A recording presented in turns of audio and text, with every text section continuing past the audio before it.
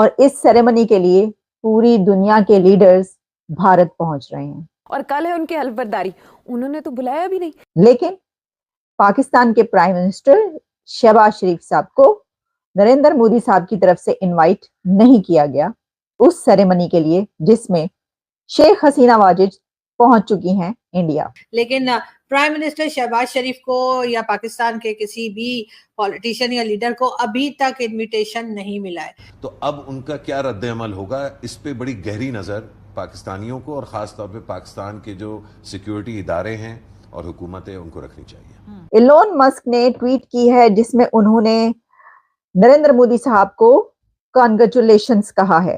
और कोई लड्डू पेड़े, कोई गुलाब जामुन, कोई बर्फी शर्फी खाकर आएंगे। मैंने सुना है मिठाइयां बहुत अच्छी मिलती हैं इंडिया में। साथ में उन्होंने लिखा कि looking forward to my company is doing exciting work in India. असल में ये बात है। अब आपका भी बड़ा अहम आमिर साहब शोबा है और ये है 160 बिलियन डॉलर की एक्सपोर्ट करता है इंडिया। दोस्तों, क्वेश्चन ये है कि प्राइम मिनिस्टर मोदी जो हैं वो हल्फ उठा रहे हैं 3rd टाइम कंसेक्टिव। बहुत बड़ी बात है जी। 1.4 बिलियन लोगों को अपनी कहानी सुना के उनका elected, legal, constitutional, acceptable, legitimate prime minister आना बहुत बड़ी बात है। आप नरेंद्र मोदी की 50 चीज़ों से इख्तिलाफ कर सकते हैं, लेकिन आप ये माने कि नरेंद्र मोदी को समझ है कि मैंने इंडिया को लेके कैसे चलना है।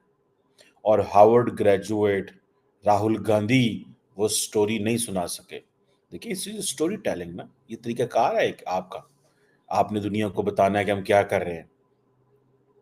अब क्या होने वाला है, मैं आज इस पर जरा कुछ सीरीज ऑफ डिस्कशंस करूंगा कि नरेंद्र मोदी के लिए क्या चैलेंजेस आ रहे हैं। लेकिन सबसे इंपॉर्टेंट चीज ये है कि ये जो स्वेरिंग इन सेरेमनी हो रही है, ठीक है जी, इसमें एक तो चलो डॉक्टर जयशंकर जो हैं उनको 2nd टर्म के लिए कहा जा रहा है।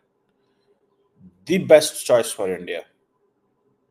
There can not be a better politician, a diplomat turned politician who can lead India or who has been telling India's story so soberly, इंतहाई एक अच्छे कॉन्फिडेंट अंदाज से, एक अच्छे तरीके से इंगेज कर रहे हैं दुनिया को।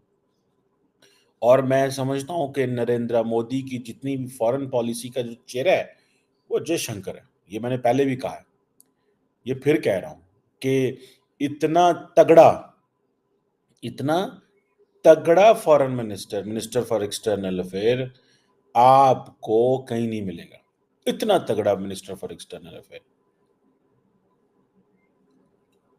जिसको पता है कि मैं जिस पार्टी से उसका क्या मिशन है, क्या मैनिफेस्टो है, क्या बोलना है, क्या लिखना है, क्या करना है। ठीक है जी। अब देखें, एक तरफ तो हम ये देख रहे हैं कि नेबरहुड, ये किसका विजन है नेबरहुड?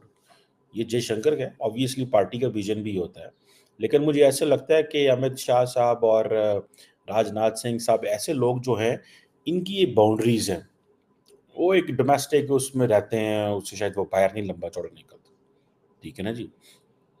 अब देखें ना, ये क्वेश्चन आता है कि एक तरफ देखते हैं, अच्छा इंडिया के अंदर अब तकसीम या गुस्सा भी है कि एक तरफ 7-8 मुल्कों के लोग आ रहे हैं वहां पे, इंडियन ओशन रीजन के, ठीक है जी, जहां पे इंडिया अपने आप को कह रहे हैं हम नेट सिक्योरिटी प्रोवाइडर बनेंगे। और ममता बनर्जी कहती हैं कि उनकी पार्टी जो है वो ये ओथ को अटेंड नहीं करेगी।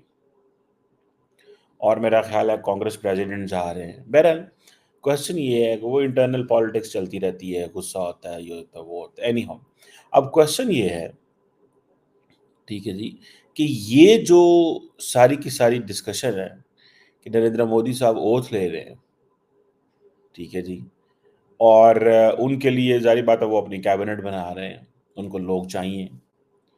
और doctor Jaishankar is the face of India's diplomacy. nobody better understands how the world is transforming such a better way. उन्होंने अपने 5 साल टेन्योर के अंदर 2 किताबें में लिख दी कि इंडिया क्या सोच रहा है, ठीक है जी।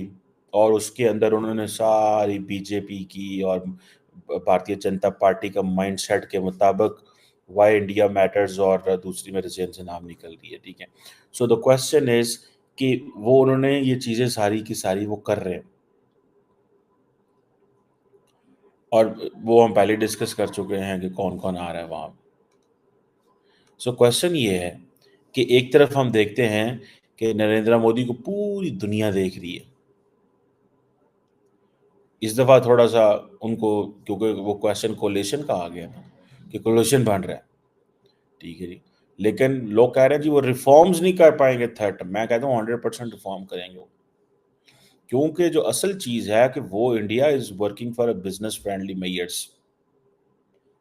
बिजनेस फ्रेंडली मेयर्स करने हैं, और कैसे अपने लोगों को इंगेज करना है, कैसे अपने लोगों के लिए रोजगार तलाश करना है, क्या करना है।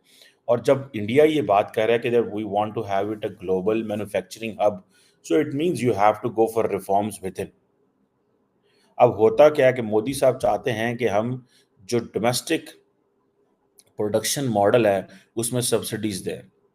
याद रखें, वैसे हमारा पाकिस्तान का जो इसमें व्यू है ना सब्सिडीज देने वाला, अमूमन जब आप सब्सिडीज ज़्यादा देते हैं ना तो वो बिजनेस मैन्युफैक्चर जो होता है ना वो फिर गलत कामों में शुरू हो जाता है। उसकी वो कहता ठीक है मुझे तो सब्सिडी मिलनी है, डिफरेंट सेक्टर्स को होता है। सो खैर इंडिया देना चाहता है। फिर वो ये है कि फॉर एग्जांपल सेमीकंडक्टर फर्म्स हैं, इलेक्ट्रिक व्हीकल मेकर्स हैं, ये जितने भी लोग